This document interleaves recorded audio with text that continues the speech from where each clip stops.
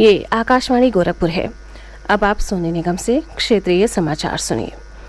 प्रदेश में पहले और दूसरे चरण के चुनाव वाले विधानसभा क्षेत्रों में प्रचार अभियान तेज हो गया है। सभी राजनीतिक दलों के स्टार प्रचारक इन क्षेत्रों में जनसभाएं कर लोगों से अपने प्रत्याशियों के पक्ष में मतदान करने की अपील कर रहे हैं। भाजपा के वरिष्ठ नेता और गृह मंत्री अमित शाह ने आज बुलंदशहर और गाजियाबाद में जनसभाओं को संबोधित किया। बुलंदशहर में अपने संबोधन में उन्होंने कहा कि 2022 का ये चुनाव उत्तर प्रदेश की अगले 25 वर्ष की दिशा तय करने वाला चुनाव है।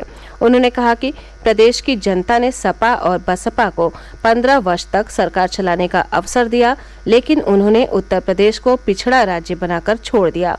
श्री शाह ने कहा कि पिछले 5 वर्षों में प्रदेश ने हर क्षेत्र में विकास किया है और आज उत्तर प्रदेश देश का अग्रणी राज्य बनकर उभरा है। भाजपा के वरिष्ठ नेता और रक्षा मंत्री राजनाथ सिंह ने अमरोहा में एक जनसभा को संबोधित करते हुए कहा कि प्रदेश में आज कानून का शासन है और राज्य विकास के रास्ते पर आगे बढ़ रहा है। समाजवादी पार्टी के अध्यक्ष अखिलेश यादव और राष्ट्रीय लोकदल प्रमुख जयंत चौधरी ने बुलंदशहर में संयुक्त प्रेस वार्ता को संबोधित किया। सपा अध्यक्ष ने कहा कि उनका गठबंधन लोकतंत्र की रक्षा के लिए चुनाव मैदान में है। एक प्रश्न के उत्तर में उन्होंने कहा कि संविधान और लोकतंत्र की रक्षा के लिए अम्बेडकर वादियों को समाजवादियों के साथ आना चाहिए। कांग्रेस महासचिव प्रियंका गांधी ने भी आज बुलंदशहर के सिकंदराबाद में घर घर जाकर जनसंपर्क किया। उन्होंने गौतम बुद्ध नगर के दादरी विधानसभा क्षेत्र में भी पार्टी प्रत्याशी के लिए वोट मांगे।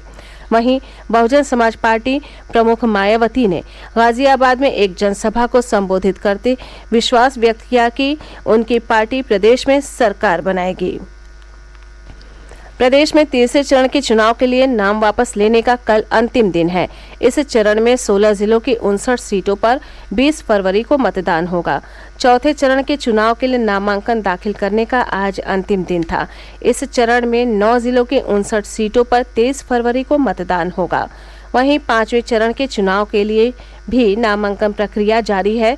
इस चरण में 11 जिलों की 61 सीटों के लिए 27 फरवरी को वोट डाले जाएंगे। उप मुख्यमंत्री और भारतीय जनता पार्टी के उम्मीदवार केशव प्रसाद मौर्य ने आज कौशाम्बी की सिराथू विधानसभा सीट से अपना नामांकन भरा। इस अवसर पर भाजपा के राष्ट्रीय अध्यक्ष जगत प्रकाश नड्डा और पार्टी के कई अन्य नेता भी उपस्थित थे। सिराथू विधानसभा सीट के लिए 5वें चरण के तहत मतदान होगा। मुख्यमंत्री योगी आदित्यनाथ ने आज लखनऊ में प्रेस वार्ता कर अपनी सरकार की पिछले 5 वर्षों की उपलब्धियां गिनाई। उन्होंने कहा कि इन 5 वर्षों में उत्तर प्रदेश की छवि बदली है। उन्होंने कहा कि प्रदेश में कानून व्यवस्था में व्यापक सुधार हुआ है और निवेश के मामले में आज उत्तर प्रदेश देश के अग्रणी राज्यों में है। मुख्यमंत्री ने कहा कि इन 5 सालों में उत्तर प्रदेश देश की दूसरी सबसे बड़ी अर्थव्यवस्था बनकर उभरा है। उन्होंने कहा कि उनकी सरकार ने राज्य में कारोबार करना आसान किया है और प्रदेश आज कारोबार में सुगमता सूचकांक में दूसरे स्थान पर है। मुख्यमंत्री ने कहा कि सरकार ने कोविड की चुनौती का डटकर सामना किया और सर्वाधिक जनसंख्या वाले उत्तर प्रदेश में कोरोना प्रबंधन की दुनिया भर में सराहना की गई। उन्होंने कहा कि आज प्रदेश में 100% लोगों को कोविड रोधी टीके की पहली डोज लगाई जा चुकी है, जबकि 70% से अधिक लोगों को दूसरी डोज लग गई है। श्री योगी ने कहा कि प्रदेश में 1.5 लाख पुलिसकर्मियों की भर्ती पारदर्शी तरीके से की गई।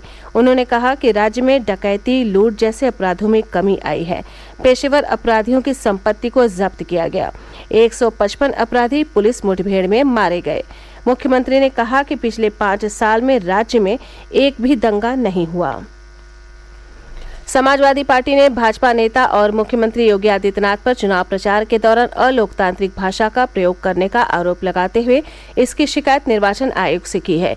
पार्टी ने निर्वाचन आयोग को लिखे पत्र में मांग की कि मुख्यमंत्री योगी आदित्यनाथ को आदर्श आचार संहिता के अनुकूल भाषा का प्रयोग करने के संबंध में निर्देश जारी किए जाए। प्रदेश के पश्चिमी जिलों में आज सुबह से रुक रुक कर हल्की वर्षा हो रही है। गौतम बुद्ध नगर, हापुड़, बागपत, शामली, मुजफ्फरनगर, सहारनपुर, मेरठ, बरेली, संभल, मैनपुरी, बदायूं, लखीमपुर खीरी, कासगंज, पीलीभीत समेत कई जिलों में वर्षा होने से तापमान में गिरावट आई है। कुछ स्थानों पर ओलावृष्टि भी हुई। मौसम विभाग ने पूर्वी उत्तर प्रदेश में भी आज और कल वर्षा होने की संभावना जताई है। इसी के साथ क्षेत्रीय समाचारों का ये बुलेटिन समाप्त हुआ। नमस्कार।